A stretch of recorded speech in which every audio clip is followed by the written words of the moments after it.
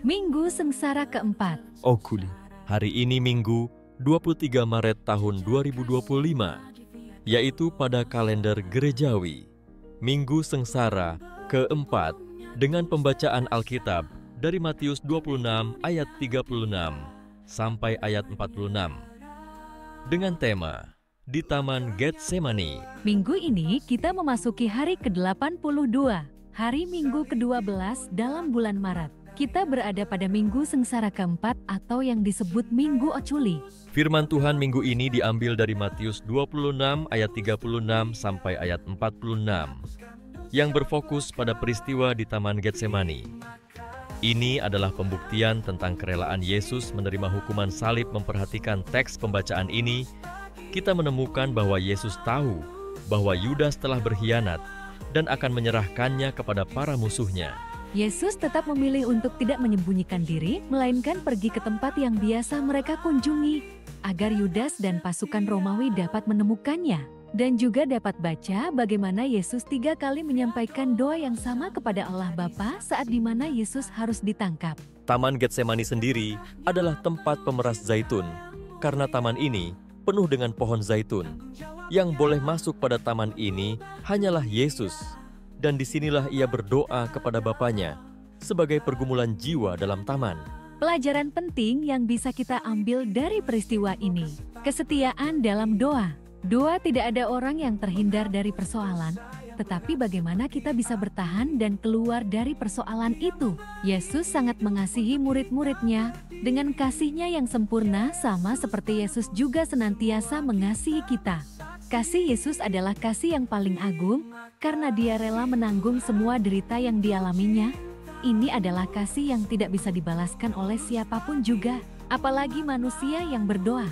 Karena dosa dan pelanggaran kita sebagai manusia, Yesus rela menderita dan kematian terjadi pada dirinya. Karena itu perlu ada komitmen dalam diri kita sebagai manusia untuk mengasihi Yesus dalam seluruh aspek kehidupan, baik ucapan kita, sikap kita maupun hati dan perbuatan kita. Tuhan menolong kita dengan firman-Nya. Amin.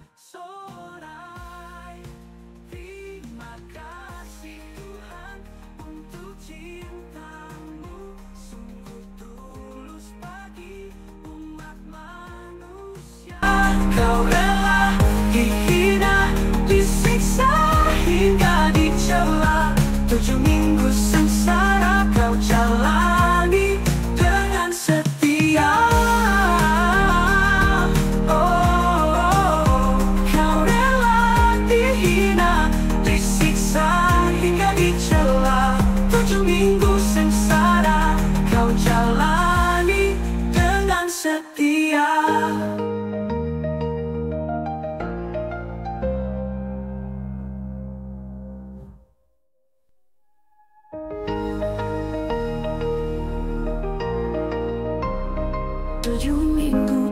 Jalan sengsara, jejak kasih-Nya di Via Dolorosa. Beban berat di punggungnya tulus terasa. Demi dunia Dia tak pernah menyerah. Langkahnya perlahan namun pasti kuat. Salib di pundak penuh makna yang erat. Cinta yang tulus menghapuskan penat, penebus dunia, menghapuskan dosa pekat. Terima kasih Tuhan untuk cinta-Mu, sungguh tulus bagi umat manusia. Kau rela dihina, disiksa hingga dicela. 7 minggu sengsara kau jalani dengan setia. Via Dolorosa menjadi saksi nyata. Setiap langkahnya penuh cinta yang mulia. Tanggung jawabnya mengubah dunia. Kini aman kita dalam karunia-Nya. Salib itu simbol membawa kasih tak bertepi, menghapus dosa yang berat seperti api. Dia memberi hidup untuk kita berdiri. Yesus penebus, semua kita bersaksi. Terima kasih Tuhan untuk cinta-Mu, sungguh tulus bagi umat manusia. Kau rela.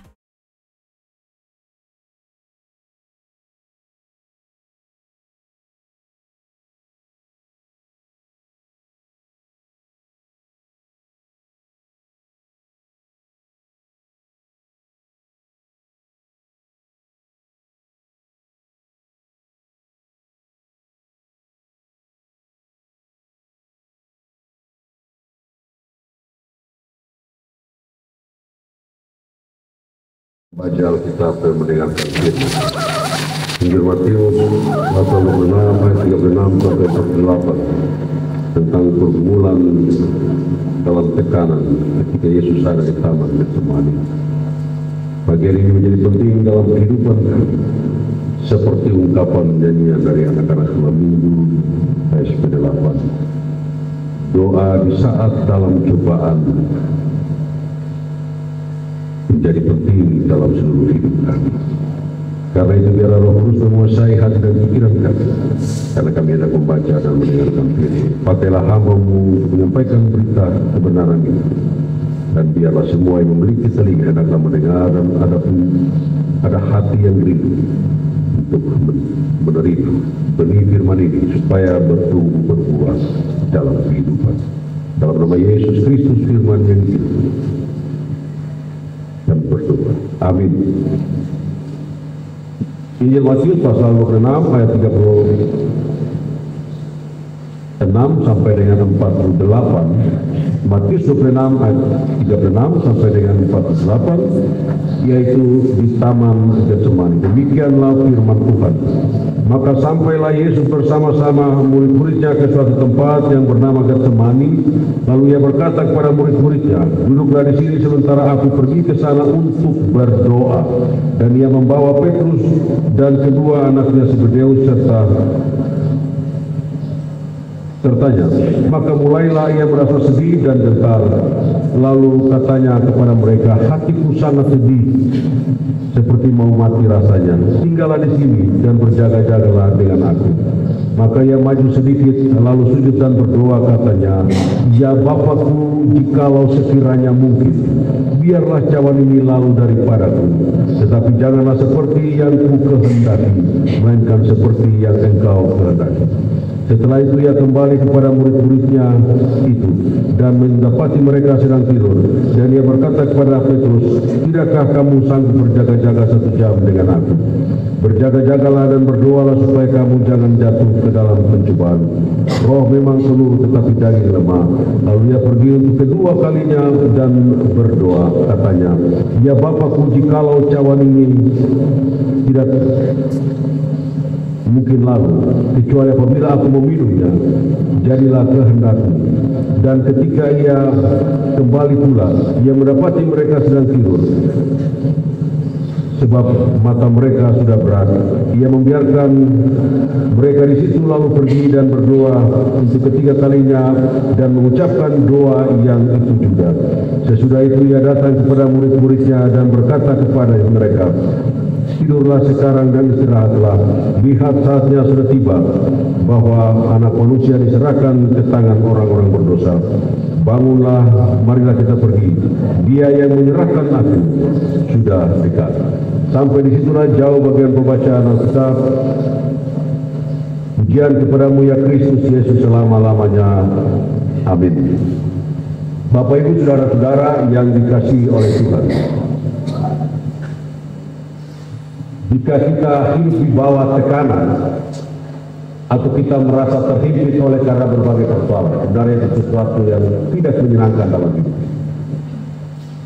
Jikalau kita mendapati atau kita mendapat tekanan dalam kehidupan seperti itu, maka kita akan berusaha untuk menghindari.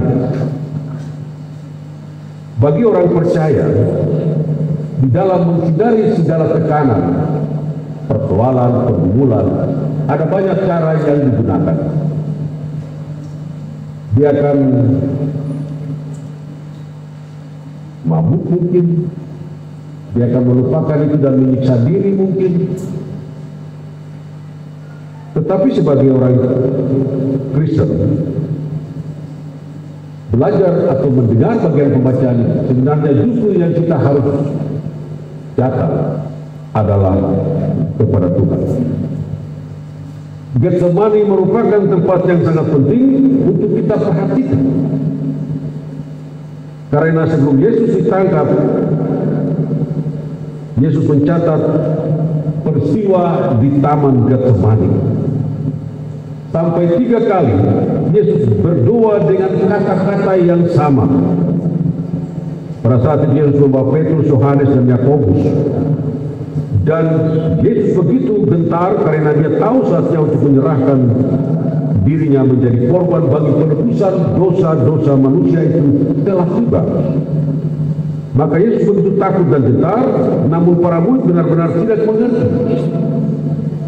Mereka tidak sadar kalau saatnya telah tiba bagi Yesus. Itulah sebabnya Yesus begitu gentar dan para murid tertidur. Ketidakpekaan mereka sekarang menjadi puncaknya. Pada saat di mana seluruh tujuan Kristus datang ke dunia ini akan tergenapi. Para murid justru tertidur karena mereka sangat ngantuk. Bapak Ibu saudara-saudara, Yesus di tengah-tengah kegentaran yang bukan dia takut mati. Yesus tidak takut mati, tapi dia takut terhadap cawan. Karena cawan itu adalah bagaimana kemurkaan Tuhan karena dosa. Jadi Yesus mengatakan, biarlah cawan ini lalu dari kami. Artinya apakah ada hukuman lain yang bisa disiapkan oleh Allah selain melalui korban penebusan itu? Tapi bukan kehendak Yesus, tetapi kehendak Allah. Cawan itu adalah tempat di mana seluruh pergumulan dosa darah itu ada di sana. Yesus bilang, ya Bapak,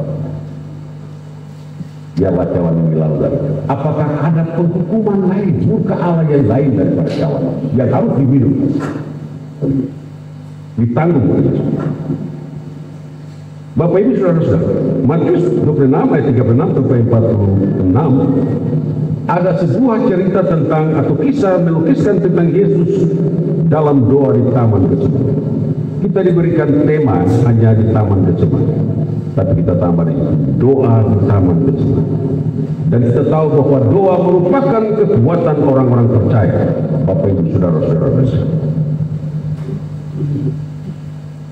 sebab dalam kisah ini mengungkapkan perasaan Yesus yang terdalam kepada murid-muridnya. Dia mengatakan, hatiku sangat sedih seperti mau mati rasanya. Di sini ia menempatkan dirinya sebagai dalam hal bahwa benar-benar Yesus adalah sangat manusiawi. Ia merasa sedih atas penolakan bangsanya terhadap dirinya. Bahkan sedih juga karena Yesus dikhianati oleh Yudas. Bagaimana dia tidak sedih? Murid sendiri. Bangsanya menolak dia, tetapi juga Yudas menyangkal dia, menjual dia. Tetapi juga tekanan politik, tetapi juga sosial, persekongkolan para imam dan semua orang pembuka agama mereka bersekongkol untuk menghukum Yesus. Dan dia sangat sedih sekali. Bukan berarti Yesus takut mati, tidak. Yesus tidak takut mati, tapi Yesus menyayangkan apakah ada cara lain, cawan yang lain, murka Allah yang lain yang akan ditanggung.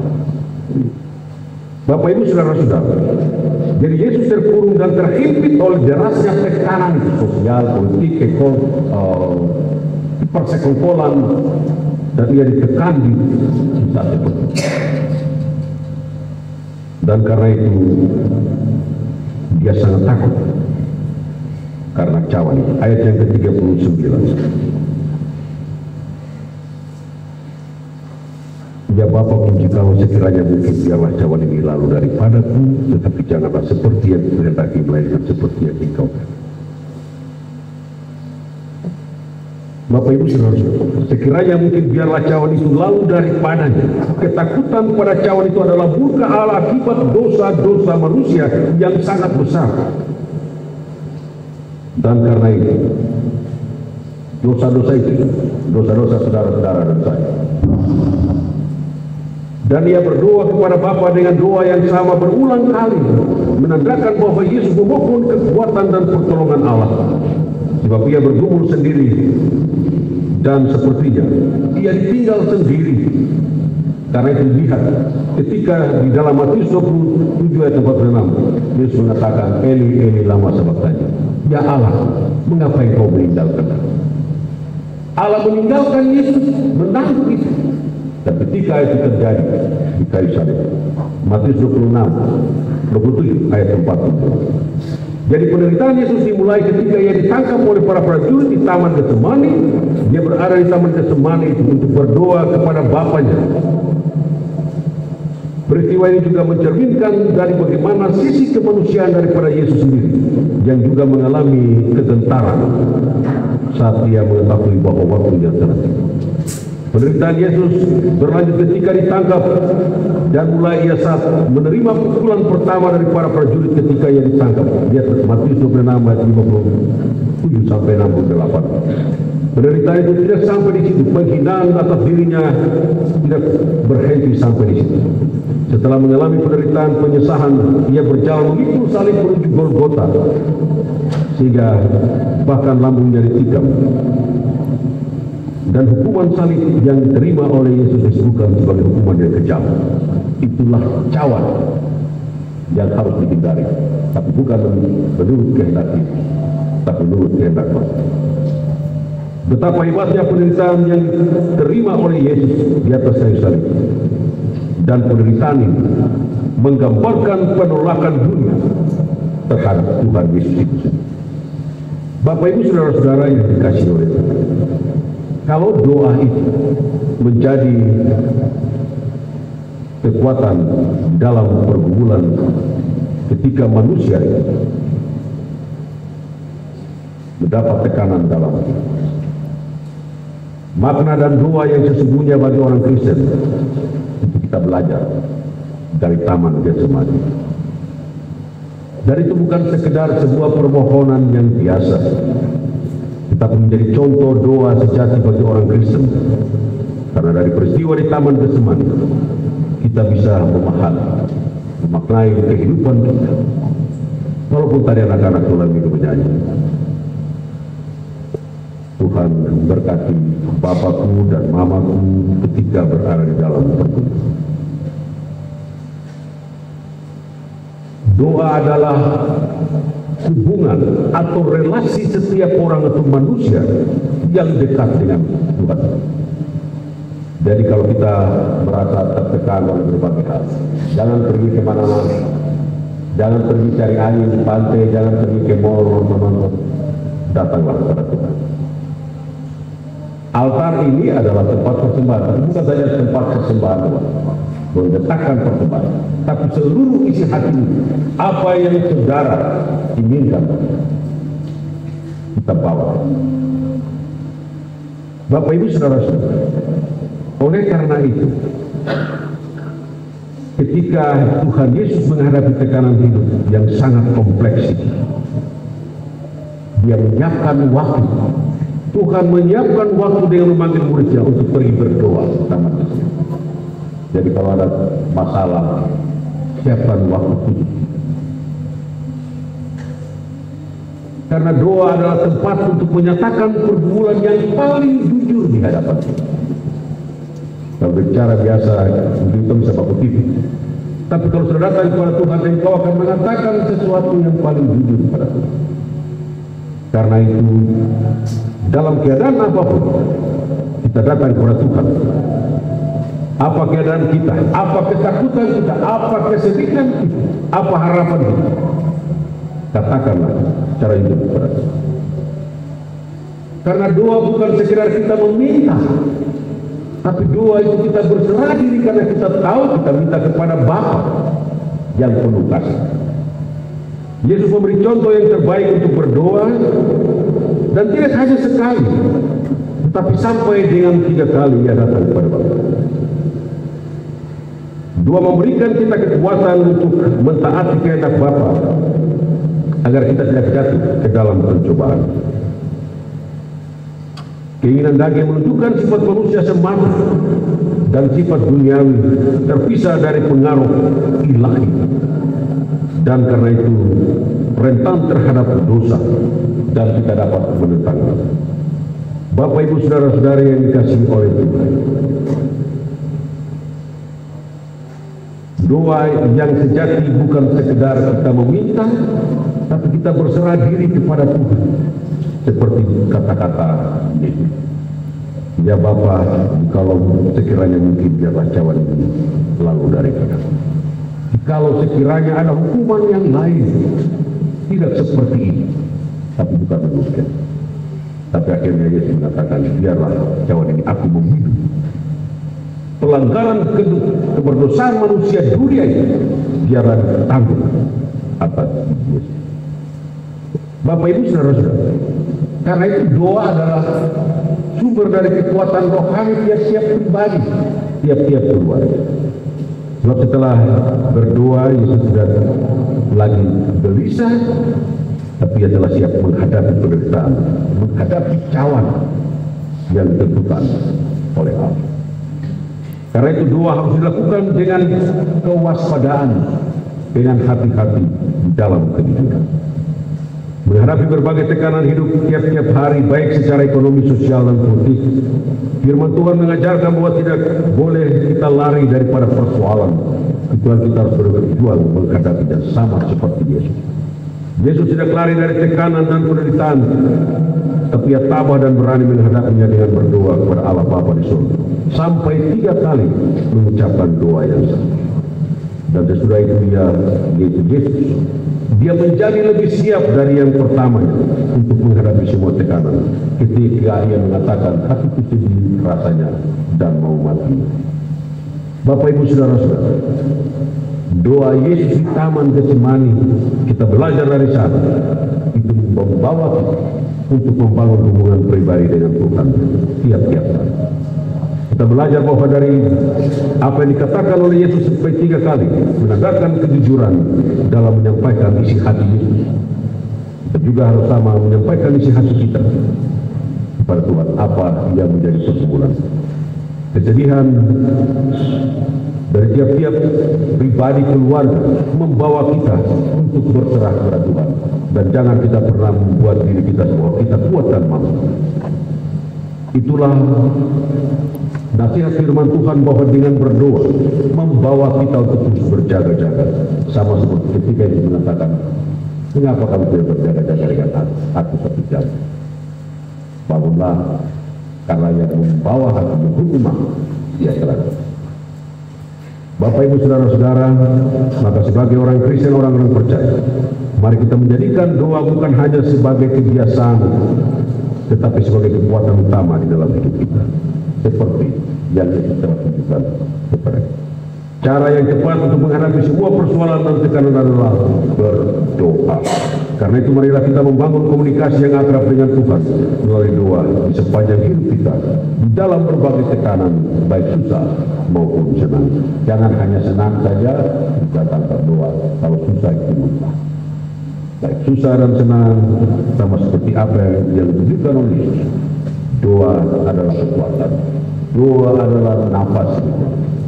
Gereja adalah tubuh Kristus, tapi seperti leher menghubungkan tubuh dari kaki sampai ke bahu dengan tepat, maka doa itu menghubungkan kita dengan Tuhan, menghubungkan tiap-tiap orang dengan Tuhan. Tuhan Yesus memberkati firman-Nya bagi kita. Amin.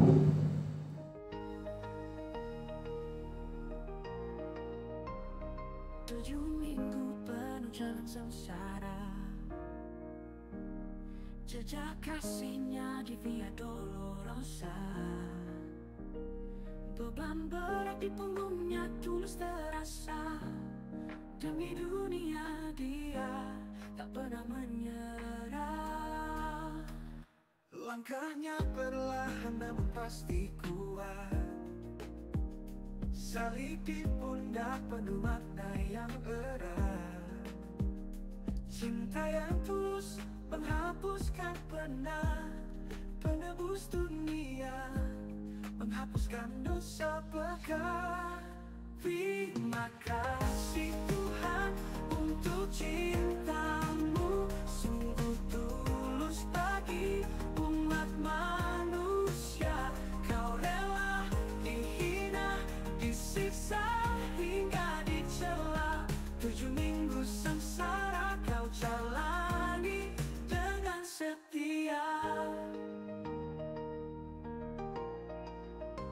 Via Dolorosa menjadi saksi nyata. Setiap langkahnya penuh cinta yang mulia. Tanggung jawabnya mengubah dunia. Kini aman kita dalam karunia-Nya. Salib itu simbol kasih tak bertepi, menghapus dosa yang berat seperti api. Dia memberi hidup untuk kita berdiri. Yesus penebus, semua kita bersaksi. Terima kasih Tuhan untuk cinta-Mu, sungguh tulus bagi umat manusia. Kau rela dihina, disiksa hingga dicela. 7 minggu sengsara Kau jalani dengan setia. Tubuh dan darah tercurah dalam cawan, tubuhnya yang kudus jadi santapan. Ya Bapa, ke dalam tangan-Mu ku serahkan nyawaku, mau dikalah